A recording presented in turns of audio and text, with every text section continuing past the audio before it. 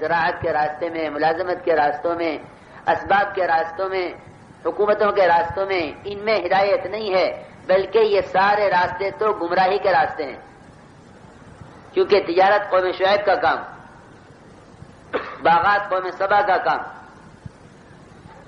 بادشاہتیں کہ بادشاہتیں یہ فرعونیت اور نمرودیت کا راستہ، اور صنعتیں کہ قوم صالح کا کام. ان راستوں سے اگر ہدایت ملتی یا یہ راستے ہدایت ہوتے تو ان سب کو ہدایت ملتی، یہ ہدایت پر ہوتے. لیکن ہدایت کا راستہ صرف انبیاء علیہ السلام کا راستہ ہے. تو نبیوں کے راستے سے اور نبیوں کے طریقہ محنت سے ہدایت ملے گی، تجارت سے ہدایت نہیں ملے گی، اور اسباب سے ہدایت نہیں آئے گی. اس لیے میرے عزیز دوستوں اور بزرگوں، ہماری محنت کا مقصد اپنے اندر ان طریقوں کو زندہ کرنا ہے جو طریقہ محمد صلی اللہ علیہ وسلم ہماری اور سارے عالم کے تمام انسانوں کی قیامت تک کی کامیابیوں کے لیے لے کر آئے ہیں.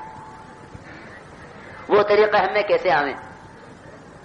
ہدایت دعاؤں سے نہیں آئے گی، بلکہ ہدایت کی محنت سے ہدایت کی دعائیں قبول ہوں گی. ہدایت دعاؤں سے نہیں آئے گی کہ ہدایت آوے دعا سے اور دنیا آوے محنت سے. تو محنتیں لگیں اسباب پر، تجارت پر، زراعت پر، ملازمت پر، زمینوں پر، اور دعا مانگو ہدایت کے لیے، کیونکہ دعا راستہ آسان ہے اور یہ سارے راستے مجاہدے کے ہیں. تو امت کی صلاحیتیں تو لگیں اسباب پر اور دعا کرے ہدایت کی، کہ کوئی تاجر اس کے لیے تیار نہیں ہوگا کہ وہ دکان پر نہ جاوے اور وہ مال کی دعا کرے، یا دوا نہ کرے اور دوا کی دعا کرے اور جے شفا کی دعا کرے، اور زمین پر نہ جاوے اور غلہ مانگے، اور کارخانے نہ جاوے اور مال مانگے. کوئی اس کو عقل مند اس سے قبول نہیں کرے گا، بلکہ ہر ایک یہ کہے گا کہ تم جس لائن کی محنت کرو گے پھر اس لائن کی محنت پر اپنے آپ کو لگاؤ گے کہ تمہاری محنت سے نتیجہ نکلے گا. تو ہدایت دعاؤں سے آ جاوے اور دنیا محنت سے آوے کہ نہیں. جب یہ حقیر دنیا ختم ہونے والی کہ یہ محنت چاہ رہی ہے تو وہ دین جو باقی رہنے والا ہے اور ہر ایک کے ذمہ کیا گیا ہے کہ وہ دین زندگی میں محنت کے بغیر اور دین کی محنت کے بغیر نہیں آئے گا. اس لیے اپنی زندگیوں میں دین لانے کے لیے ہمیں محنت کرنی ہوگی اس راستے پر جس راستے پر تمام انبیاء علیہ السلام نے محنت کی ہے، اور اس یقین سے محنت کرنی ہوگی کہ امت کے عموم میں دین کے آنے کا دعوت کے سوا راستہ کوئی نہیں ہے. دعوت کے سوا کوئی راستہ نہیں امت میں دین کے آنے کا، کہ امت اپنے دین کو سیکھنے کے لیے دین کی لائن کا مجاہدہ اختیار کرے. ایسا نہیں ہے کہ جو آدمی محنت کرے گا اس کو ہدایت مل جائے گی، بلکہ وہ محنت جو محنت نبیوں کی محنت کے مشابہ ہوگی کہ اس سے نبیوں والی ہدایت آئے گی، جو محنت صحابہ کرام کی محنت کے مشابہ ہوگی کہ اس میں صحابہ والی ہدایت آئے گی. اس لیے میرے عزیز دوستوں اور بزرگوں، بنیادی طور پر تو یہ طے کرو پہلے کہ ہمیں اپنی زندگیوں میں دین لانا ہے. یہ دین بغیر محنت کے نہیں آئے گا، جیسے دنیا بغیر محنت کے نہیں آتی. لیکن محنت میں رخ صحیح کرو، محنت میں اپنا رخ صحیح کرو. امت کی صلاحیتیں دنیا پر لگیں گی تو دنیا ترقی کرے گی، دین ترقی نہیں کرے گا. اس لیے ہم سب سے پہلے پورا مجمع جو کھڑے ہیں، بیٹھے ہیں، پھر رہے ہیں، یہ تو سب نیت کر لیں کہ ہم اپنی زندگی میں دین لائیں گے. لیکن دین اس کو نہیں کہتے جسے میں کروں، جو میں چاہوں. یہ جس سے میری ماں، میرے باپ، میرا بھائی، میرے رشتے دار، میرے دوست احباب، میرا ماحول جس سے تیار ہو، وہ دین نہیں ہے. دین وہ ہے جس کا اللہ مجھے حکم دے رہے ہیں. دین وہ ہے جس کا اللہ مجھے حکم دے رہے ہیں، وہ دین ہے. ادخلوا فی السلم کافہ، اسلام میں پورے آ جاؤ. اسلام میں پورے پورے آ جاؤ. کہ پورے اسلام میں آنے کی بات یہ ہے کہ مسلمان کے سر سے لے کر پیر تک اس کو دیکھ کر اسلام نظر آوے، اس کے معاشرے میں، اس کے لباس میں، اس کی شکل میں، اس کی تجارت میں، اس کے معاملات اور اخلاق میں، اس کی عبادات میں. اس کا نام دین ہے. یہ نہیں کہ جتنے دین پر ہم چل سکتے ہیں اپنے حالات کے اعتبار سے، اپنے ماحول کے اعتبار سے، اپنے ملک کے اعتبار سے، کہ امریکہ والوں کا دین وہ جو امریکہ میں ہو، اور انگلینڈ والوں کا دین وہ جو انگلینڈ میں ہو، اور ہندوستان کا دین وہ جو ہندوستان میں ہو. اس دین کو ملکوں پر تقسیم نہیں کیا گیا، بلکہ جو مسلمان دنیا کے کسی کونے میں رہتا ہو، کسی ملک میں رہتا ہو، کہ اللہ رب العزت کی طرف سے اس پر پورے دین کے چلنے کا حکم ہے کہ جہاں رہو اللہ رب العزت کی کامل اطاعت کے ساتھ چلو. یہ پورا دین زندگی میں کیسے آوے؟ میرے بزرگوں عزیز دوستو، یہ پورا دین آئے گا زندگی میں یقین کے راستے سے. پہلی شرط یہ ہے، کیونکہ مومن نکیل پڑے ہوئے اونٹ کی طرح ہے. یہ مومن کی علامت ہے کہ مومن اللہ کا حکم ضائع نہیں کرے گا. کہ مومن اللہ کا حکم ضائع نہیں کرے گا، اور مومن اللہ کے دین سے کھیلے گا نہیں. اللہ کے دین سے کھیلنا کیا ہے؟ اللہ کے دین سے کھیلنا یہ ہے کہ اپنی اپنی طبیعت کا دین اختیار کرو، اور جس دین پر طبیعت نہ چلے اس کو چھوڑ دو. یہ اللہ کے دین کے ساتھ کھیلے، کہ یہ اللہ کے دین کے ساتھ کھیل ہے کہ جتنے دین پر چلنے میں طبیعت لگے اتنا دین اختیار کرو، اور جو دین مجاہدے کا ہے اس کو چھوڑ دو، سہولت کا دین لے لو.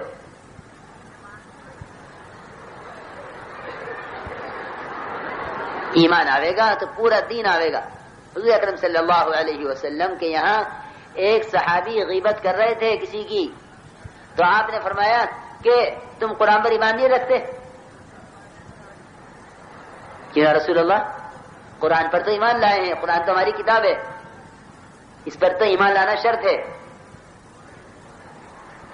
آمنت باللہ و ملائکتہ و کتبہ، کہ جس طرح اللہ پر ایمان لایا ہوں کہ اس طرح اللہ کی کتاب پر بھی ایمان لایا ہوں.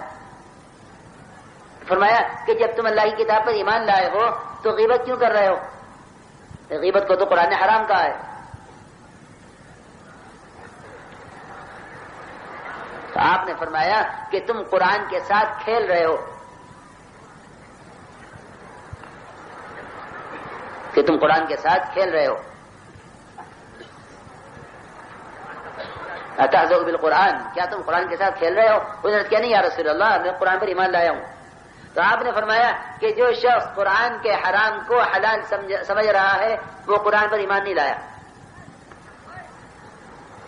تو ایک قرآن کا حرام ایک نہیں ہے کہ جس چیز کو قرآن نے حرام کہا ہے وہ قرآن میں حرام ہے، جس چیز کو قرآن نے حلال کہا ہے وہ قرآن کا حلال ہے. اپنے آپ کو پورے دین پر چلنے کا مکلف بناؤ، تب دیندار کہلاؤ گے. تب دیندار کہلاؤ گے جب پورے دین پر چلنے کا مکلف بناؤ گے، کہ پورا دین آئے گا زندگی میں یقین کے راستے سے. کہ مومن کی علامت ہے کہ مومن اللہ کی اطاعت، کہ مومن کے لیے اللہ کی اطاعت کے سوا کوئی راستہ نہیں ہے. ورنہ یہ ممکن ہی نہیں ہے کہ ایک آدمی ایمان رکھتا ہو اور نماز چھوڑ دے، اور ایمان رکھے جھوٹ بول لے، کیونکہ جھوٹ تو نفاق کی علامت ہے. پھر آخر وہ کون سا ایمان ہے کہ جس ایمان کے ہوتے ہوئے یہ سارے گناہ ہو رہے ہیں؟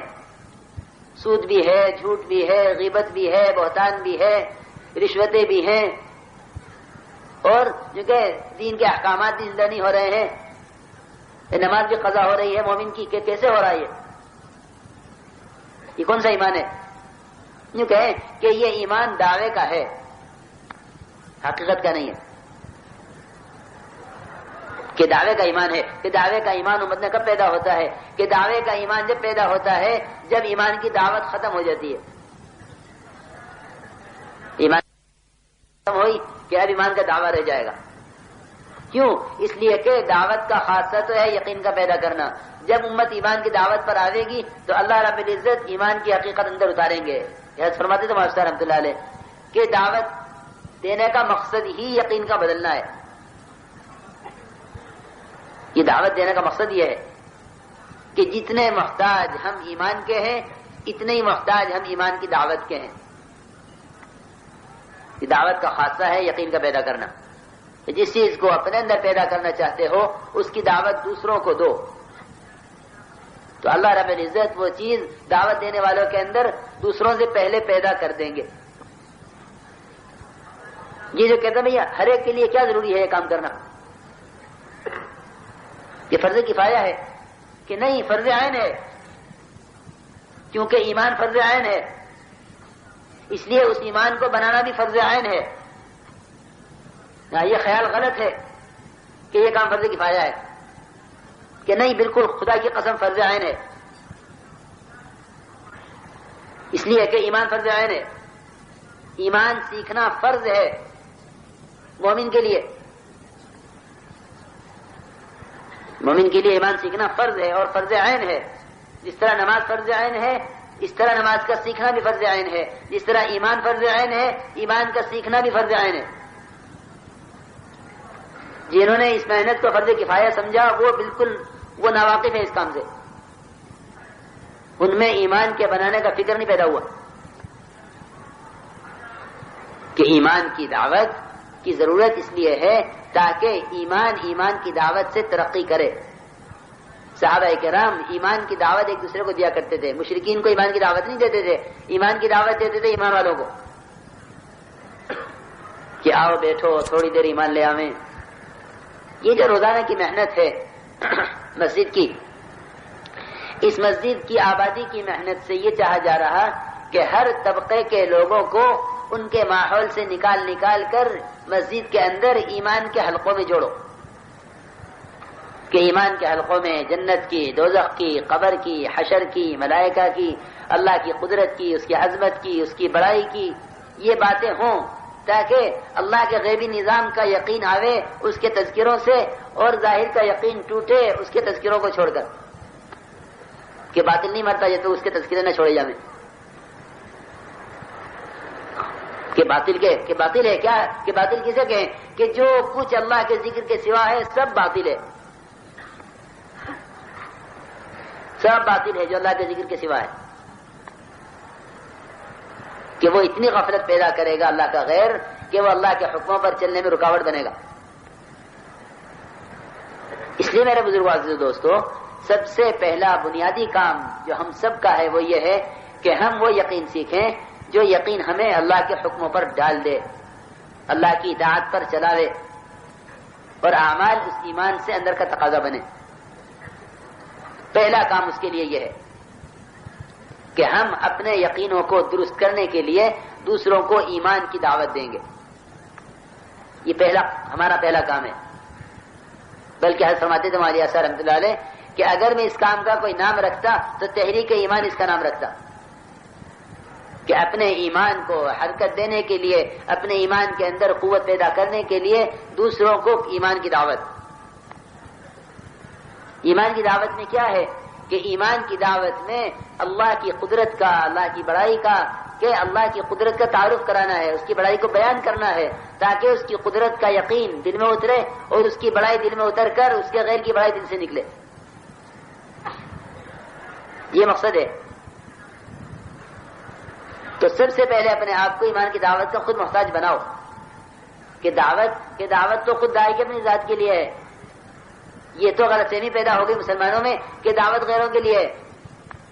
تو جماعت جاوے تو لوگ کہیں لو مسلمان، کہ لو بھائی مسلمان کو دعوت دینے آئے، کہ جاؤ غیروں کو دعوت دو.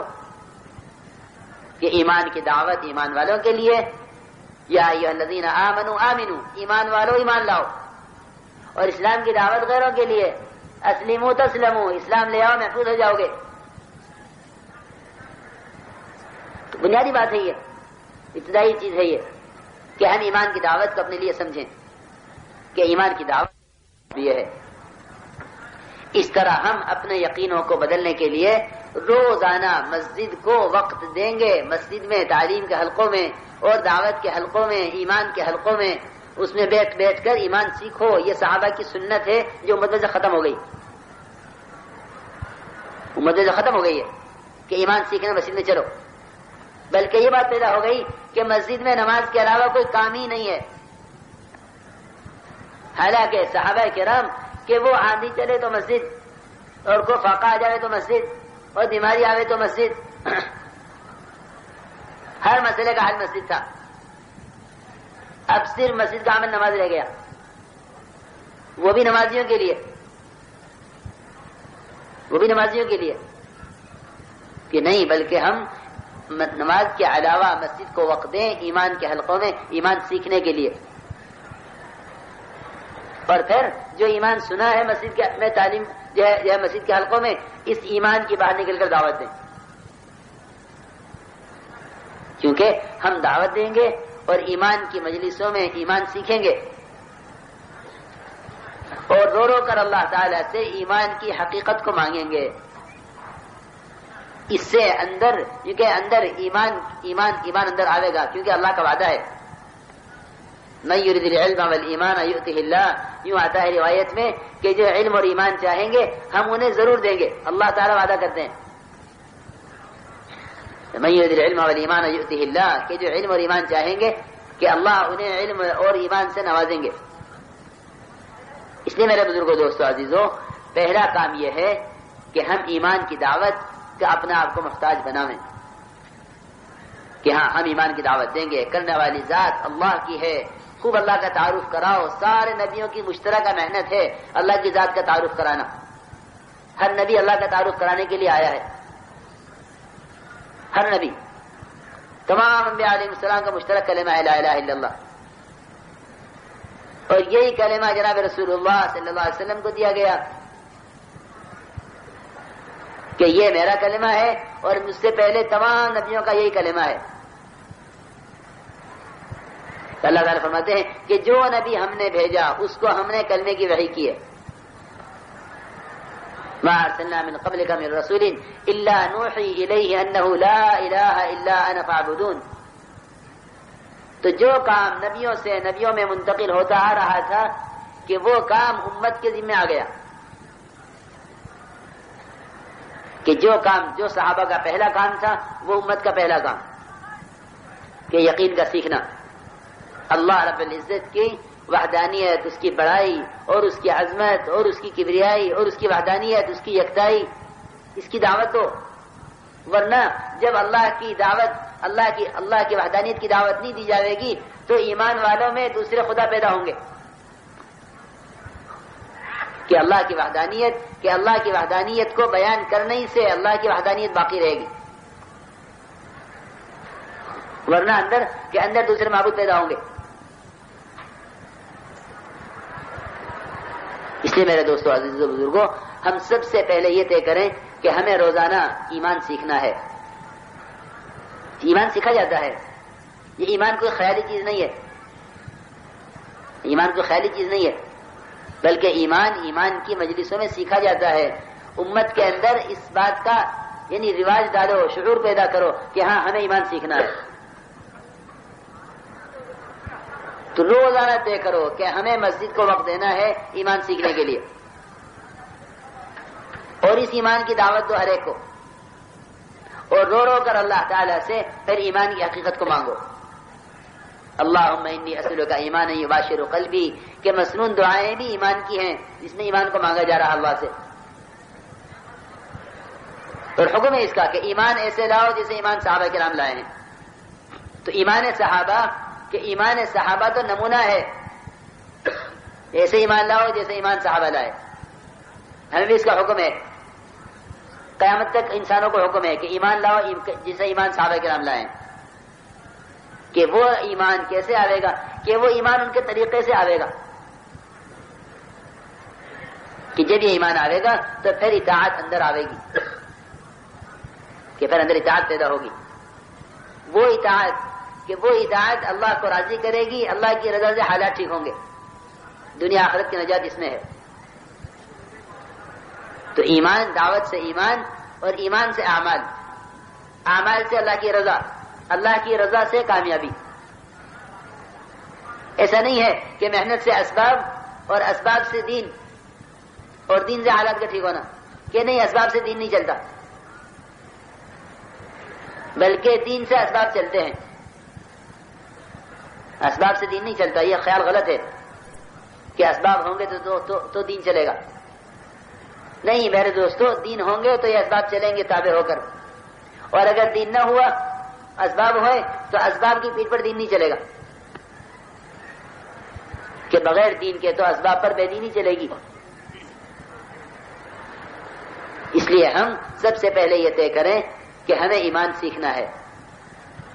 ایمان کی دعوت سے، ایمان کی مجلسوں میں بیٹھ کر ایمان سیکھو، اور رو رو کر اللہ سے ایمان کی حقیقت کو مانگو. کہ جب یہ ایمان آئے گا تو پھر اطاعت آئے گی، کہ اطاعت کا سب سے بڑا مظہر نماز ہے. اطاعت کا سب سے بڑا مظہر نماز ہے. موسیٰ علیہ السلام کو اللہ تعالیٰ اپنے کلمے کے، اپنے تعارف کے بعد سب سے پہلا حکم نماز کا دے رہے. اننی انا اللہ لا الہ الا انا فاعبدنی واقم الصلاۃ لذکری، کہ موسیٰ نماز قائم کرو میری یاد کے لیے. کہ نماز اللہ کی یاد کے لیے دی گئی ہے، کہ نماز اللہ کی یاد کے لیے دی گئی ہے، کہ جو نماز کو قائم کرے گا کہ یہ نماز اس میں اللہ کی یاد پیدا کرے گی، اور جو نماز کو ضائع کرے گا کہ سب سے زیادہ اللہ سے دور کرنے والی چیز نماز کا چھوڑنا ہے. سب سے زیادہ اللہ سے دور کرنے والی چیز نماز کا چھوڑنا ہے، کیونکہ نماز کا چھوڑنا کہ یہ کفر تک پہنچا دیتا ہے. کفر تک پہنچنے کا سب سے زیادہ مختصر راستہ نماز کا چھوڑنا ہے. نماز کا چھوڑنا کہ یہ کفر سے ملا دیتا ہے، کیونکہ کفر اسلام کے درمیان جو باڑ ہے وہ صرف نماز ہے، جو آڑ ہے، جو دیوار ہے وہ نماز ہے. کہ جب مسلمان نماز چھوڑ دے گا تو پھر اس کے کفر تک جانے میں کوئی رکاوٹ نہیں ہے، کہ یہ کفر کے راستے پر پڑ گیا. کہ مسلمان کفر کے راستے پر پڑ گیا. امت میں ارتداد آتا اسی راستے سے، کہ جو نماز پر ہیں کہ وہ دین پر باقی رہیں گے، اور دین پر کہ اسلام پر تو کم سے کم رہیں گے. کیوں؟ حضرت عمر رضی اللہ تعالیٰ کی آخری بات یہ تھی دنیا سے جاتے جاتے کہ اس شخص کا اسلام میں کوئی حصہ نہیں ہے جس کی زندگی میں نماز نہیں ہے. لوگ دھوکے میں ہیں، مسجد بنا دیں گے تو اسلام میں حصہ پڑ جائے گا، اور مدرسہ بنا دیں گے تو اسلام میں حصہ پڑ جائے گا، اور یتیموں میں اور جو ہے یتیموں کے لیے گھر بنا دیں گے تو اسلام میں حصہ پڑ جائے گا، اور غریبوں کو کمبل تقسیم کریں گے سردی میں تو اسلام میں حصہ پڑ جائے گا، اور دواخانے کھلوا دیں گے، اور اسپتال بنوا دیں گے، اور کنویں کھدوا دیں گے، اور بجلی لگوا دیں گے. جی بہت بہت بڑا طبقہ ہے مسلمانوں کا جو نماز چھوڑ کر اپنے مال کو دین کے کاموں میں لگا کر اپنی ذمہ داری کو پورا کرنا سمجھ رہا ہے کہ میں نے یہ خیر کا کام کیا ہے. حالانکہ حقیقت یہ ہے کہ جس شخص کی زندگی میں نماز نہیں اس کا اسلام میں کوئی حصہ ہے ہی نہیں قطعاً. کیوں میرے بزرگوں دوستو عزیزوں؟ اسلام کے اندر دوسرے خیر کے کام غیر مسلم بھی کر رہے ہیں، کرتے ہیں، کریں گے. حضور اکرم صلی اللہ علیہ وسلم کے زمانے سے کرتے آ رہے ہیں، حضور کے زمانے سے کرتے آ رہے ہیں. مسلمانوں کی مدد کیوں؟ اس لیے کہ مسلمانوں کی مدد ان کی دنیا میں کہ یہ تو ان کی حاجت ہے، اور حاجتیں تو سب میں برابر ہیں، مسلمانوں کے غیر مسلم ہو. بھوک اسے بھی لگے اسے بھی لگے، ننگا پن اس میں بھی ہے اس میں بھی ہے، بے گھر یہ بھی ہے وہ بھی ہے. لیکن کفر اور اسلام کے درمیان فرق کہ صرف نماز کا ہے. کیا مطلب ہے اس کا؟ اس کا مطلب یہ ہے کہ مسلمان سے بہت سے برے کام ہو سکتے ہیں لیکن مسلمان نماز نہیں چھوڑ سکتا. غیر مسلم بہت سے اچھے کام کر لے گا لیکن غیر مسلم نماز نہیں پڑھے گا. بہت سے اچھے کام کر لے گا، غریبوں کا کام بھی آئے گا، جھوٹ بھی نہیں بولے گا، کسی کو دھوکہ بھی نہیں دے گا. بہت سے غیر مسلم کسی کو دھوکہ نہیں دیتے تجارت میں، یا اپنی چیز اصلی بناتے ہیں، دھوکہ نہیں دیتے، لیکن وہ نماز نہیں پڑھتے. اور مسلمان کہ یہ بہت سے برے کام کر لے گا انسان ہے، بشر ہے، کہ اس کی نفسانیت اور اس کی حیوانیت اس سے گناہ کروا دے گی، لیکن مسلمان سے یہ ممکن نہیں ہے کہ مسلمان نماز چھوڑ دے، جس طرح کافر سے اس کی امید نہیں ہے کہ وہ نماز پڑھے۔ تو کفر اسلام کے درمیان فرق ہے نماز کا۔ اس نماز کو اپنے اندر اتارنے کے لیے سب سے پہلا کام یہ ہے کہ ہم دوسروں کو نماز کی دعوت دیں۔ میں سچی عرض کرتا ہوں، اگر بے نمازی نماز کی دعوت پر آ جائیں تو یہ نماز پر ہمیشہ کے لیے قائم ہو جائیں گے، لیکن مشکل یہ ہے کہ وہ اپنے آپ کو اس وقت تک نماز کی دعوت دینے کا اہل نہیں سمجھتے جب تک خود نماز نہ پڑھیں، اور ہم یہ کہہ رہے ہیں کہ جب تک وہ نماز کی دعوت دے گا نہیں اس وقت تک نماز پر آئے گا نہیں۔ دعوت کا خاصہ یہ ہے، لوگ سمجھتے ہیں کہ یہ کام دوسروں کی اصلاح کے لیے ہو رہا ہے، کہ دھوکے میں وہ جو اس کام کو دوسروں کی اصلاح کے لیے سمجھے وہ اس کام کو نہیں سمجھا، جو اس کام کو دوسروں کی اصلاح کے لیے سمجھے وہ اس کام کو نہیں سمجھا، اس کام کو وہی سمجھا ہے جو اس کام سے سب سے پہلے اپنی اصلاح کی نیت کرے، وہ اس کام کو سمجھ گیا۔ مولانا صاحب رحمۃ اللہ علیہ فرماتے تھے اس کام کو جو دوسروں کی اصلاح کے لیے کریں گے ان کی اصلاح تو ہوگی نہیں، دوسروں کی جائے ہو جاوے لیکن ان کی اپنی نہیں ہوگی، اور جب یہ دوسروں کے لیے کریں گے تو پھر یہ جلدی کام چھوڑ بھی دیں گے، یہ بھی حقیقت ہے۔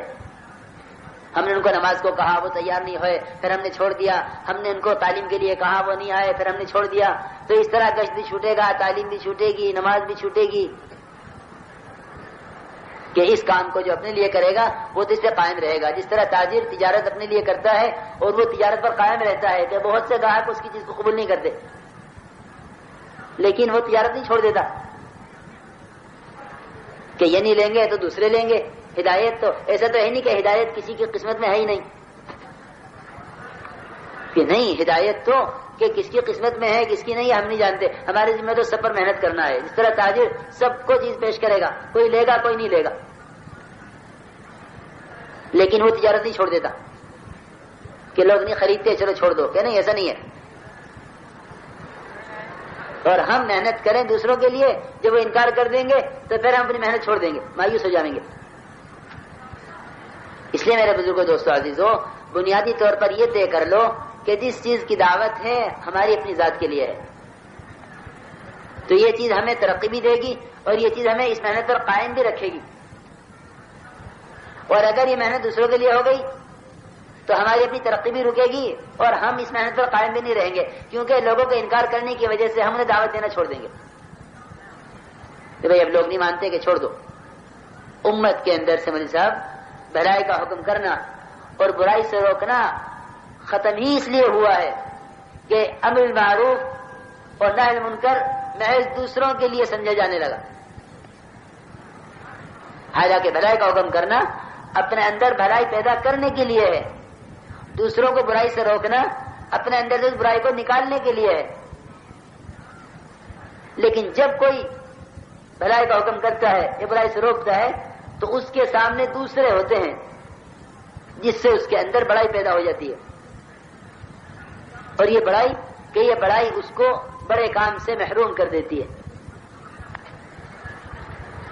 اس لیے کبھی بھی دعوت دینے میں دوسروں کی اصلاح کی نیت نہ کیجو، اپنی اصلاح کی غرض سے کرو۔